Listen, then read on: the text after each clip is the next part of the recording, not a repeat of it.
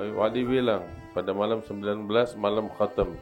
Di Sewun tuh kalau Habib Ali itu tempatnya malam khatamnya malam 19 Ramadan macam gini hari. Ya. Subhanallah. Habib Ali bilang berlalu 19 malam dari bulan Ramadan. Tapi semuanya bening, kagak ada yang kelihatan apa-apa. Keadaan kita kayak begini. Adapun orang-orang yang hatinya sadar, yang menggapai atau berusaha untuk berjuang mencari ridha Allah Ta'ala, pada masuk. Jadi ya, mereka meraih anugerah Allah Ta'ala setiap saat, setiap waktu. Mudah-mudahan Allah jadikan kita sebagai orang-orang yang meraih kebaikan di bulan yang agung ini. Karena itu, apa yang tersisa dari umur kita, dari yang tersisa dari malam-malam Ramadan ini, manfaatkan dengan sebaik-baiknya. Jangan kita sia-siakan sehingga kita bisa meraih malam Lailatul Qadar. Habib Ali bilang, aku ini adalah penasehat untuk kalian. Demi Allah, aku sayang kepada kalian. Jangan sampai kita menjadi kayu bakar api neraka, na'udzubillah. Terus Habib Ali bilang, idza hadaratu majalis dzikir hudruha bi qulubin wa'iyah wa adhanin sami'ah. Fi majalis dzikir alladhi yafham min al-haq jalla wa ala. Dzakara al-mudzakkir wa 'adha al-wa'id wa nasha an-nasi wa man wajada at-tadhkira sabilan ila qalbihi ya bakhtu wa ya sa'adatu wa man daraba ala qalbihi Allah yakfi syarra al-hijab. Ya kam sami'na min mawa'id, ya kam sami'na min nasaih, wa yakfina kitabullah wa sunnati nabiyyih, yakfi al-labibu kitabullah mau'idatan kama ata fi hadits Sayyid al-Hasani. Habib Ali bilang, ya, kalau kita hadir di majlis zikir, hadir dengan hati yang sadar, dengan pendengaran yang mendengar. Majlis-majlis zikir ini adalah jamuan dari Allah Subhanahu wa Ta'ala.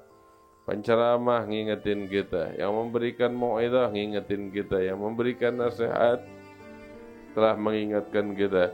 Apakah nasihat, peringatan, terbuka jalan untuknya untuk masuk ke dalam hati kita?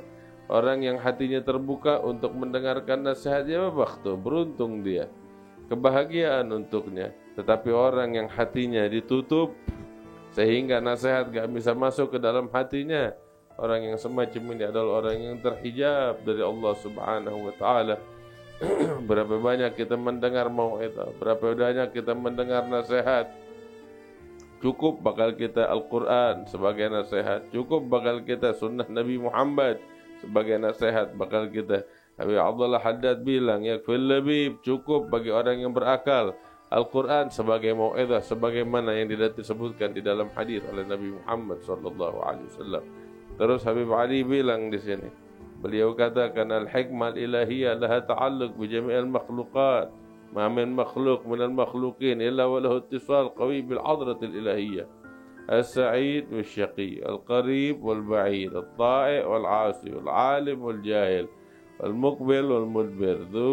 Dhawla 'amalhum bi da'irati 'adlih wa ja'alahum dinan yadinuna bih wa daran yaskununaha. وذول عملهم بدائرة فضله جعلهم دينا يدينون به ودارا يسكنونها ونحن معاذ الله أنه وفقنا في هذه الدار لعمل دائرة أهل الفضل أن يسلك بنا يوم القيامة طريق أهل العدل ورجاؤنا في الله أن يسلك بنا يوم القيامة طريق دائرة أهل الفضل بماذا فضله وجوده وكرمه.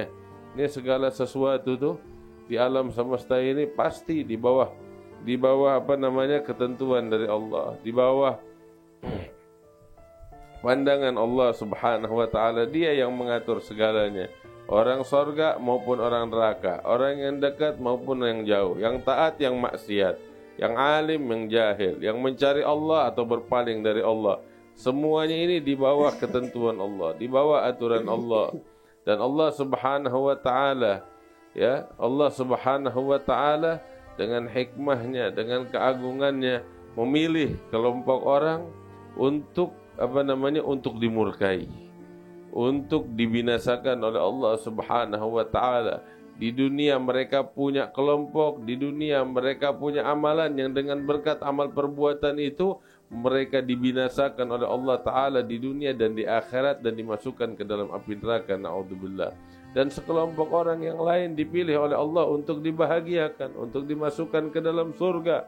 Dijadikan mereka itu orang-orang yang punya amalan tertentu yang bisa menyampaikan mereka kepada kebahagiaan dan keridhaan Allah Subhanahu wa Ta'ala. Nah, kita sekarang nih yang hidup saat ini, kita ini yang hadir di tempat ini, alhamdulillah Allah Subhanahu wa Ta'ala telah memberikan taufik untuk kita untuk hadir di majlis macam begini, untuk berkumpul dengan orang-orang sorga insyaallah ini di dunia. Berharap kita kepada Allah jangan sampai kita dimasukin oleh Allah dalam neraka kelak. Kita berharap Allah masukin kita ke dalam sorga bersama orang-orang yang bahagia di dunia dan di akhirat. Habib Ali bilang, "A'rifu haqq hadzal Rabbul Karim wa kam lillah 'alaina min ni'am, an'am 'alaina bi ni'am ma nastahiqaha. An'am 'alaina bil ijad wal imdad thumma al irsyad. Thumma an'am 'alaina bin ni'mah al 'uzma al-'azimah allati la tuqawwam biqimah. Ni'matul Islam ni'mah 'azimah ma naqdir nafi bi'ashri mi'syar haqqaha. نعمة الإسلام على نعمة حلت بساحة ثم أكرم الله تعالى بالخصوصية الكبرى حيث جعلنا من أمة محمد صلى الله عليه وسلم أشرف مخلوق خلقه الله على وجه الأرض ما حد بلغ مرتبته لا نبي مرسل وصل مقام محمد صلى الله عليه وسلم ولا ملك مقرب وصل مقام محمد صلى الله عليه وسلم إنما لا تفوتون هذا الخير الكبير الذي أعطانا إياه ربي لا أحد يعرض عن ربه ولا عن نبيه والخير كله في اتباع حبيبي محمد صلى الله عليه وسلم قل إن كنتم تحبون الله فاتبعوني يحببكم الله. Al-Habib Ali Al-Habsyi beliau bilang bahwasanya Allah ini kasih kepada kita nikmat yang banyak, nikmat yang kita nggak pantas nerimanya. Akan tetapi oleh karena itu hargailah segala nikmat yang Allah berikan kepada kita sekalian. Tahu di antara nikmat yang paling besar yang enggak ternilai dengan apapun, yaitu yang Allah berikan kepada kita, yaitu nikmatul Islam. Kita dijadikan oleh Allah Ta'ala sebagai orang Islam. Kalau Allah mau, Allah jadikan kita na'udzubillah sebagai orang kafir. Kita hidup di tengah lingkungan orang-orang kafir, tapi enggak, Allah pilih kita untuk jadi orang Islam. Allah tempatkan kita di lingkungan orang-orang Islam. Ini merupakan nikmat yang besar dari Allah Ta'ala. Itu disebutkan oleh para ulama, nikmatul Islam ala nikmatin halat bisaha. Nikmat Islam adalah nikmat yang paling agung, yang tertinggi yang pernah Allah berikan kepada kita sekalian. Allah Subhanahu wa Ta'ala bukan hanya sekedar menjadikan kita sebagai orang Islam, tetapi Allah jadikan kita sebagai umat Nabi Muhammad sallallahu alaihi wasallam. Gak ada siapapun di alam semesta ini yang bisa mencapai martabatnya Nabi Muhammad. Itu Nabi atau itu malaikat, gak bakal ada yang bisa sampai kepada martabat Rasulullah sallallahu alaihi wasallam, manusia yang agung dan mulia di sisi Allah. Nah, kita ini berusahalah jangan sampai kita menyia-nyiakan kebaikan yang besar ini yang Allah berikan kepada kita. Jangan ada di antara kita yang berpaling dari Tuhannya. Jangan ada di antara kita yang berpaling dari Nabi-Nya. Segala kebaikan semuanya terkumpul dengan mengikuti jejak Nabi besar Muhammad sallallahu alaihi wasallam. Allah bilang, katakan ya Muhammad, apabila mereka mengaku cinta kepada Allah, maka ikuti aku, maka niscaya Allah akan mencintai kalian. Kalau kita berharap cinta dari Allah, kecintaan dari Rasulnya, dan masuk di dalam syafaatnya, dan kelak kita masuk di dalam surga bersamanya, karena itu usluku sabilah, tempuhlah jalannya Nabi Muhammad sallallahu alaihi wasallam, di belakang gerbongnya, di atas relnya. Segala amal perbuatan kalian semuanya disodorkan kepada Allah, kepada Rasulnya sallallahu alaihi wasallam. Allah Ta'ala bilang, qul i'malu fa sayarallahu 'amalakum wa rasuluh. Beramallah, berbuatlah, karena sesungguhnya Allah melihat apa yang kalian lakukan, sebagaimana Rasulullah juga melihat segala apa yang kalian lakukan. Idza tala'a Habib Muhammad sallallahu alaihi wasallam ala amalak ya asi wa syaf qabaihak bayatakaddar qalbuhu minna ma yastahil qalb Muhammad.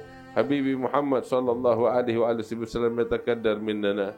Al Habib Ali Habsyi bilang, apabila Allah Ta'ala menyodorkan lembaran daripada amal perbuatan kita kepada Nabi Muhammad sallallahu alaihi wasallam, wahai tukang maksiat. Kemudian Nabi melihat amal perbuatan kita penuh dengan kemaksiatan. Dia melihat itu semua, pasti hatinya akan terluka gara-gara kita. Enggak layak kita melukai hati Nabi Muhammad sallallahu alaihi wasallam. Dialah yang ngajarin kita, dialah yang membawakan keberkahan bakal kita, yang menjadi penyebab keselamatan kita, yang datang dengan menggawa agama yang lurus, jalan yang lurus. Orang-orang yang berpaling dari Allah Ta'ala, mereka itu enggak membawa kebaikan apapun untuk diri mereka. Orang yang melanggar ajaran Nabi Muhammad sallallahu alaihi wasallam, dia bakal rugi di dunia dan di akhirat. Dia kalau enggak ikut jalanan yang ditempuh oleh Rasulullah sallallahu alaihi wasallam, ya wailuh, dia bakal celaka, bakal kena hukuman yang besar dari Allah Ta'ala, bakal masuk ke dalam api neraka. Apakah ada akal yang berfikir, hati yang mau merenung? Kembalilah kepada Allah, bertaubatlah kepada Allah. Yang tukang maksiat hendaknya bertaubat, yang berdosa hendaknya meminta ampun, yang melalaikan perintah Allah hendaknya dia kembali untuk bersungguh-sungguh di dalam menjalankan perintah Allah. Allah itu kalau udah nutup hati seseorang, dia bakal rugi dunia dan akhirat. Karena itu bersungguh-sungguhlah dengan hatimu untuk mencari ridha Allah Subhanahu wa Ta'ala, untuk mengharap ridha-Nya, untuk dekat dengan Nabi-Nya Nabi Muhammad sallallahu alaihi wasallam. Ya Rabbal Alamin, wa ya Ajudal Ajudin, wa Rahimal Masakin, wa ya Dzal Quwwatil Matin, wa ya Arhamar Rahimin.